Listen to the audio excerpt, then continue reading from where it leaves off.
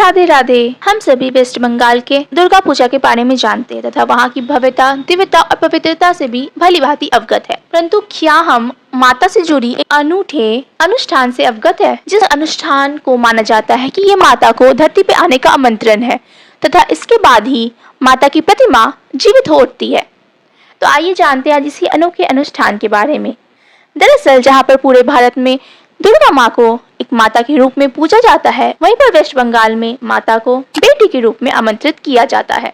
तथा यहाँ पर सही मायनों में दुर्गा पूजा का आरंभ पितृपक्ष के अंतिम दिन होता है, अर्थात महालयामावस्या को, जो कि इस बार 21 सितंबर 2025 को है। इस दिन एक अनोखा अनुष्ठान किया जाता है जिसमें माता की आंखें चित्रित की जाती है, परंतु वो किसी आम ब्रश या पेंट से नहीं बल्कि घी से लिपटे हुए बेलपत्र को जलाकर जो काजल प्राप्त होता है उससे माता की आंखें चित्रित होती हैं तथा ब्रश की जगह पर बेलपत्र की पतली